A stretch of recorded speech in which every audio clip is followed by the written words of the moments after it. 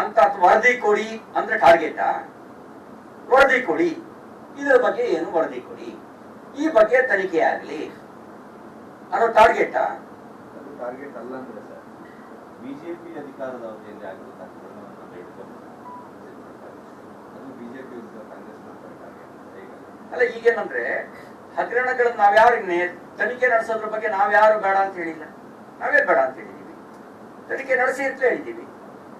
ನೇರವಾಗಿ ಚಂದ್ರಶೇಖರ್ ಅನ್ನು ತನ್ನ ಡೆತ್ ನೋಟ್ ನಲ್ಲಿ ಮೌಖಿಕವಾಗಿ ಅಂತ ನಾಗೇಂದ್ರ ಅಂತ ಹೇಳಿಕೆ ಕೊಟ್ಟ ಮೇಲೂ ಕೂಡ ನಾಗೇಂದ್ರನ ಹೆಸರನ್ನೇ ಉಲ್ಲೇಖ ಮಾಡದಲೇನೆ ರಿಪೋರ್ಟ್ ಕೊಡ್ತಾರೆ. ಆತರ ಮುಚ್ಚಾಕಿದೀವ? ಲೋಕಾಯುಕ್ತ ಬಹಳ ಇವರು ಪ್ರಾಮಾಣಿಕರು ಅನ್ನೋರು ಎಲ್ರುವೆ ಲೋಕಾಯುಕ್ತವನ್ನ ನಿಷ್ಕ್ರಿಯಗೊಳಿಸಿ ಎಸಿಬಿ ಮಾಡಿ, ಎಸಿಬಿ ಬಂದವರೆಲ್ಲ ಕ್ಲೀನ್ ಚೀಟ್ ಮಾಡ್ಕೊಂಡಿರ್ಲಿಲ್ಲವರು. ನಾನು ಹೇಳೋ ಉದ್ದೇಶ ಏನಂದ್ರೆ, ಈ ಸರ್ಕಾರ ಹಿಂದಿನ ಅವಧಿಯಲ್ಲೂ ಭ್ರಷ್ಟಾಚಾರ ನಡೆಸಿತ್ತು, ಈಗಲೂ ಭ್ರಷ್ಟಾಚಾರ ನಡೆಸ್ತಿದ್ದಾರೆ. ನಿಮಗೆ ಅಸಹಾಯಕರಾದಂತೆ ಕಾಣ್ತಾ ಇರುತ್ತೆ. ನಿಮ್ಮ ಅವಧಿಯಲ್ಲಿ ಕ್ರಮ ತೆಗೆದುಕೊಳ್ಳಕ್ಕೆ ಅವಕಾಶ ಇದ್ದಾಗ ನಿಮ್ಗೆ ಸಪೋರ್ಟ್ ಮಾಡಿಲ್ಲ, ಈಗ ನೀವು ಅಲ್ಲಿ ಒತ್ತಾಯ ಮಾಡ್ತಾ ಇದ್ರೆ ನಾನು ಹೇಳಿದ ಅಸಹಾಯಕತೆ ಪ್ರಶ್ನೆ ಬರಲ್ಲ, ಅಸಹಾಯಕತೆ ಪ್ರಶ್ನೆ ಬರಲ್ಲ. ಅವತ್ ನಾನೇನ್ ಮಾತಾಡಿದ್ದೆ ನನಗೊತ್ತು, ನನಗೊಂದು ಮಿತಿ ಇತ್ತು, ಎಲ್ಲೇನ್ ಹೇಳ್ಬೇಕು ಅಲ್ಲಿ ಹೇಳಿದ್ದೆ, ಆ ಮಿತಿ ಒಳಗಡೆ ಹೇಳಿದ್ದೆ. ಇವತ್ತು ಇವ್ರಿಗೆ ಈಗ ಈಗ ಯಾಕೆ ಈಗ ನೀವೇನಾಗ್ತದೆ, ನೀವು ನಾನು ಪ್ರಶ್ನೆ ಮಾಡ್ತಿರೋ ಸರಿ ಇದೆ, ಹಾಗಂತ ಅವ್ರು ಫೇವರ್ ಮಾಡಬಾರ್ದು ಅಂತ ಏನಿಲ್ವಲ್ಲ. 2009 ಪ್ರಕರಣನ 2006 ಪ್ರಕರಣವನ್ನು ತೆಗಿಬಹುದು ಅನ್ನೋದಾದ್ರೆ, ಈಗಾಗಲೇ ಎನ್ಕ್ವೈರಿ ಮಾಡಿ ರಿಪೋರ್ಟ್ ಕೊಟ್ಟಿರುವಂತ ನ್ಯಾಯಾಂಗ ಸಮಿತಿಯ ವರದಿಯನ್ನ ನಿವೃತ್ತ ನ್ಯಾಯಮೂರ್ತಿ ಕೆಂಪಣ್ಣವ್ರ ವರದಿಯನ್ನು ಬಹಿರಂಗಪಡಿಸೋದಕ್ಕೆ ಇರುವಂತ ಆತಂಕ ಏನು? ಈಗ ಏನಾದ್ರು ಒಂದ್ ಕೇಳಿ, ಈಗ ಜಸ್ಟಿಸ್ ಜಗನ್ನಾಥನ್ ವರದಿನ ಬಹಿರಂಗಪಡಿಸಲಿಲ್ಲ. ಕಾರಣ ಏನ್ ಹೇಳಿದ್ರು ಅಂದ್ರೆ, ಇದರಿಂದ ದೊಡ್ಡ ಪ್ರಮಾಣದ ಕಾನೂನು ಸುವ್ಯವಸ್ಥೆ, ಕಮ್ಯುನಲ್ ಹಾರ್ಮನಿ. ಈ ಅರ್ಕಾವತಿ ಪ್ರಕರಣವನ್ನ ಬಯಲಿಗೆ ಹೇಳಿದ್ರೆ ಕೆಲವರು ಮುಖವಾಡ ಕಳಚಿ ಬೀಳುತ್ತೆ, ಯಾವ ಕಮ್ಯುನಲ್ ಕ್ಲಾಸು ಆಗಲ್ಲ, ಮುಖವಾಡ ಕಳಚಿ ಬೀಳುತ್ತಷ್ಟೇ. ಭ್ರಷ್ಟಾಚಾರದ ಮುಖವಾಡ ಹೊರಗೆ ಬರುತ್ತೆ ಬಿಟ್ರೆ ಯಾವ ಕಮ್ಯುನಲ್ ಕ್ಲಾಸು ಆಗಲ್ಲ, ಯಾವ ಕಾನೂನು ಸುವ್ಯವಸ್ಥೆ ಸಮಸ್ಯೆಯೂ ಆಗಲ್ಲ, ರಾಜ್ಯದ ಹಿತಕ್ಕೆ ಧಕ್ಕೆನೂ ಆಗಲ್ಲ. ಇದನ್ನ ಬಹಿರಂಗಪಡಿಸೋದ್ರಿಂದ ಮುಖವಾಡ ಕಳಚಿ ಬಿಡುತ್ತೆ. ಮುಖವಾಡ ಇಟ್ಕೊಂಡು ಬದುಕ್ಬೇಕಾ?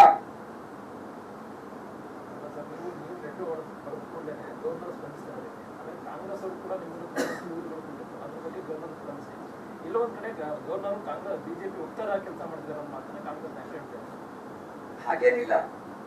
ಈಗ ಅವ್ರಿಗೇನು ಹೇಳಿದ್ನಲ್ಲ, ಇವರು ರಾಜ್ಯಪಾಲರು ಹೇಳಿದ್ರಲ್ಲ, ಇವ್ರ ಪತ್ರಿಕಾ ಹೇಳಿಕೆ ಬಿಟ್ರೆ ನಂಗೆ ದೂರೇ ಬಂದಿಲ್ಲ ಅಂತ ಹೇಳಿ. ಇವ್ರ ಪತ್ರಿಕಾ ಹೇಳಿಕೆ ಬಿಟ್ರೆ, ಅಭಿಪ್ರಾಯ ಬಿಟ್ರೆ ದೂರೇ ಬಂದಿಲ್ಲ ಅಂತ. ಮತ್ತಿಷ್ಟ್ರ ಮೇಲೆ ನಾನು ರಾಜ್ಯಪಾಲರು ವಕ್ತಾರನಲ್ಲ, ನಾನು ಬಿಜೆಪಿ ಪಕ್ಷದ ಕಾರ್ಯಕರ್ತನಾಗಿ ಏನ್ ಹೇಳ್ಬೇಕು ಅದನ್ನ ಹೇಳ್ತಿದ್ದೀನಿ. ನೀವು ಮುಕ್ತರಿದ್ದೀರಿ ರಾಜ್ಯಪಾಲರ ಹತ್ರ ಕೇಳೋದಕ್ಕೆ. ಆದ್ರೆ ನನ್ಗೆ ಇಲ್ಲಿ ನನ್ನ ಪ್ರಶ್ನೆ ಇರೋದು, ಅರ್ಕಾವತಿ ಕೆಂಪಣ್ಣ ಆಯೋಗದ ವರದಿಯನ್ನ ಟೇಬಲ್ ಮಾಡೋದ್ರಿಂದ ಏನಾದ್ರು ಕಾನೂನು ಸುವ್ಯವಸ್ಥೆ ಧಕ್ಕೆ ಆಗತ್ತಾ? ಯಾರ ರಕ್ಷಣೆ ಮಾಡೋಕ್ಕೋಸ್ಕರ ಅದನ್ನ ಟೇಬಲ್ ಮಾಡ್ತಿಲ್ಲ? ಏನ್ ಭಯ? ಮುಖ್ಯಮಂತ್ರಿಗಳು ಹೇಳ್ತಾ ಇರೋದು ಬರೀ ಕೆಂಪಣ್ಣ ಆಯೋಗ ಅಷ್ಟೇ ಅಲ್ಲ, ಕೇಶವ ನಾರಾಯಣ ಕಮಿಟಿ ಅಂತ ಒಂದಿತ್ತು, ಆ ಕಮಿಟಿ ರಿಪೋರ್ಟ್ ನೋಡ್ಬೇಕು, ಆ ನಂತರ ಕನ್ಕ್ಲೂಷನ್ ಅಂತ ಅವ್ರು ಇವತ್ತು ಹೇಳ್ತಾ ಇದ್ದಾರೆ. ಕೇಶವ ನಾರಾಯಣನ್ ಕಮಿಟಿ ಆಮೇಲೆ ಕೋರ್ಟ್ ನೇಮಕ ಮಾಡಿದೆ, ಅವ್ರಿಗೆ ಫೈಲೇ ಕೊಡ್ತಿಲ್ಲ, ಅದಿರ್ಲಿ, ಅವ್ರಿಗೆ ಫೈಲ್ನೇ ಕೊಡ್ತಿಲ್ಲ ಕೇಶವ ನಾರಾಯಣ್ ಕಮಿಟಿಗೆ. ಇದಕ್ಕೆ ಸಂಬಂಧಪಟ್ಟಂತೆ ಡಿನೋಟಿಫಿಕೇಶನ್ ಯಾವುದು, ಯಾರಿ ನಿವೇಶನದಾರರ ದೂರಿಗೆ ಸಂಬಂಧಪಟ್ಟಂತೆ ಕೇಶವ ನಾರಾಯಣ್ ಸಮಿತಿ ನೇಮಕ ಮಾಡಿರ್ತಕ್ಕಂಥದ್ದು, ಫೈಲೇ ಹೋಗ್ತಿಲ್ಲ ಬಿಡಿ. ಕೆಂಪಣ್ಣ ಆಯೋಗ ಟೇಬಲ್ ಮಾಡೋದಕ್ಕೆ ಯಾವ್ದಾರ ಕಾನೂನಿನ ಸಮಸ್ಯೆ ಇದೆಯಾ? ಏನಾದ್ರು ಸಮಸ್ಯೆ ಇದೆಯಾ? ಅಥವಾ ಇಚ್ಛಾಶಕ್ತಿ ಕೊಡ್ತೇನಾ? ಅಥವಾ ಭಯನಾ? ಏನ್ ಕಾಡ್ತಾ ಇದೆ? ಏನಾದ್ರು ಲೀಗಲ್ ಹರ್ಡಲ್ಸ್ ಇದೆಯಾ? Please clarify. ಏನಾದ್ರು ಲೀಗಲ್ ಹರ್ಡಲ್ಸ್ ಇದೆ, ಇಂಥ ಲೀಗಲ್ ಹರ್ಡಲ್ಸ್ ಇದೆ ಅಂತ ಹೇಳಿ.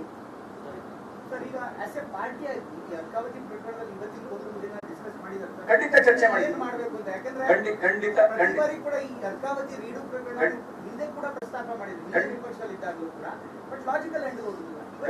ಖಂಡಿತ ಚರ್ಚೆ ಮಾಡಿದ್ದೇವೆ. ನಮ್ಮ ಹಿಂದಿನ ಹೋರಾಟದ ಪರಿಣಾಮವಾಗಿಯೇ ಕೆಂಪಣ್ಣ ಆಯೋಗವನ್ನ ರಚನೆ ಮಾಡ್ಲಿಕ್ಕೆ ಅಂತ ಒತ್ತಡ ಸೃಷ್ಟಿಯಾಗಿದ್ದು. ಅವಾಗ ನಾವು ಹೋರಾಟ ಮಾಡದೇ ಇದ್ರೆ ಕೆಂಪಣ್ಣ ಆಯೋಗನ ರಚನೆ ಆಗ್ತಿರ್ಲಿಲ್ಲ, ಎಲ್ಲಿ ರಚನೆ ಆಗ್ತಿತ್ತು? ಈಗ ಅವರು ರಿಪೋರ್ಟ್ ಸಬ್ಮಿಟ್ ಮಾಡಿದ್ದಾರೆ, ಮಾಡ್ಲಿ. ಬಂಗಾಳ ಅವರು ಈಶ್ವರಪ್ಪನವ್ರನ್ನ ಸಿಎಂ ಆಗಲಿ ಅಂತ ಹೇಳ್ಬಿಟ್ಟು ಅವ್ರಿಗೆ ಇದನ್ನು ಕೊಡ್ತಾರೆ ಶಬಾಷ್. ಮತ್ತೆ ಈಶ್ವರಪ್ಪನವರು RCB ಟೀಮ್ ಕಟ್ತಾ ಇದ್ದಾರೆ ಅಂತ ಹೇಳ್ತಾರೆ. ಏನ್ ಸರ್ ಹೇಳೋದು? ಈಗ ಈ ಮುಕುಂದೂರು ಸ್ವಾಮಿಗಳು ಯೋಗದಾಗೆಲ್ಲ ಐತೆ ಅಂತ ಬರ್ದಿರ್ತಾರೆ, ಯಾರಣೆಯಲ್ಲಿ ಏನ್ ಬರ್ದಿರ್ತಾರೆ ಬರೋಣ. ಅಲ್ಲ ಸರ್, ಇದ್ರ ಬಗ್ಗೆ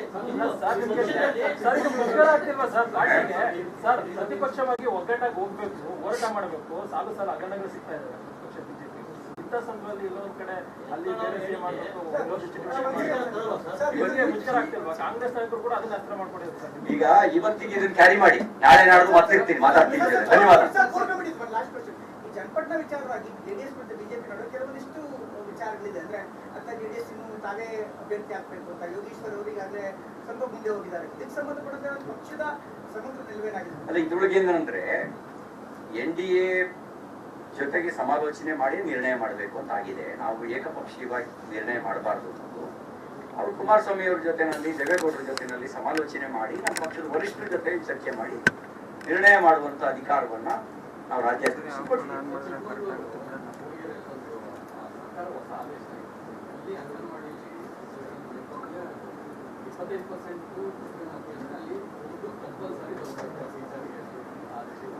ಬಹುಶಃ ಟಿಪ್ಪು ಸುಲ್ತಾನ್ಗೆ ಬಹಳ ಆನಂದ ಆಗಿರುತ್ತೆ. ಟಿಪ್ಪು ಸುಲ್ತಾನ್ಗೆ ಅವನ್ ಪರ್ಷಿಯನ್ ಭಾಷೆಯನ್ನ ಕನ್ನಡದ ಭಾಷೆ ಬದಲಿಗೆ ಹೇರೋ ಕೆಲಸ ಮಾಡಿದ್ದ.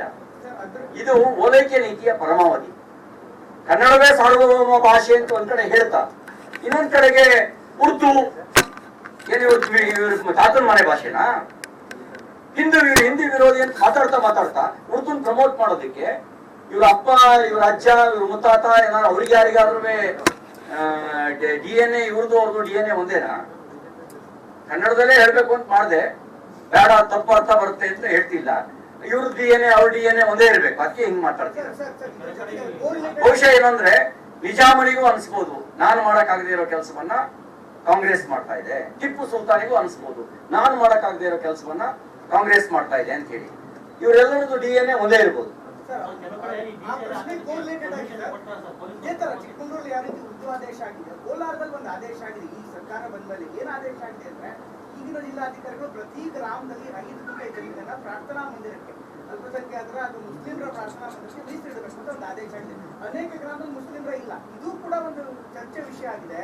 ಇದಕ್ಕೆ ಬಿಜೆಪಿ ಮುನಿಸ್ವಾಮಿ ಅವರು ಮಾತಾಡೋಬಿಟ್ರೆ ಪಾರ್ಟಿಯಾಗಿ ಡಾಕ್ಟರ್ ಜಾಕಿರ್ ಹುಸೇನ್ ಒಂದು ವಿಡಿಯೋವನ್ನ ನಾನು ನೋಡಿದೆ. ಅವನು ಹೇಳಿದಾನೆ, ಇಸ್ಲಾಮಿಕ್ ಕಂಟ್ರಿ ಸರಿಯಾ ಲಾ ಇರೋ ಕಡೆನೂ ಕೂಡ ಭಾರತದಲ್ಲಿರುವಷ್ಟು ಫ್ರೀಡಮ್ ನಮಗೆ ಇಲ್ಲ. ಅವನು ಜಾಕಿರ್ ಹುಸೇನ್ ಹೇಳಿರೋದು. ಅವನು ಉಗ್ರವಾದವನ್ನು ಪ್ರಮೋಟ್ ಮಾಡುವನು, ಇಸ್ಲಾಮಿಕ್ ಉಗ್ರವಾದವನ್ನು ಪ್ರಮೋಟ್ ಮಾಡುವಂತ ಡಾಕ್ಟರ್ ಜಾಕಿರ್ ಹುಸೇನ್.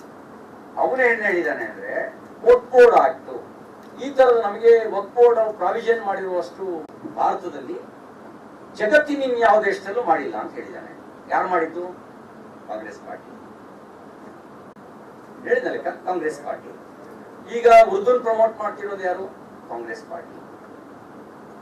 ಬಹುಶಃ ಜಿನ್ನನಿಗೆ ಕಾಂಗ್ರೆಸ್ ಹಿಂಗೆ ಬದಲಾಗುತ್ತೆ ಅಂತ ಅನ್ಕೊಂಡಿದ್ರೆ ಅವ್ನು ಪಾಕಿಸ್ತಾನನೇ ಕೇಳ್ತಿರ್ಲಿಲ್ಲ, ಇಂಡಿಯಾನೇ ಪಾಕಿಸ್ತಾನ ಮಾಡ್ಕೊಬಹುದು ಅನ್ನುವಂತ ಖುಷಿಯಲ್ಲಿ ಇಡೀ ಇಂಡಿಯಾನೇ ಪಾಕಿಸ್ತಾನ ಮಾಡೋದಕ್ಕೆ ಕಾಂಗ್ರೆಸ್ ಜೊತೆ ಕೈ ಜೋಡಿಸ್ಬಿಡೋನು.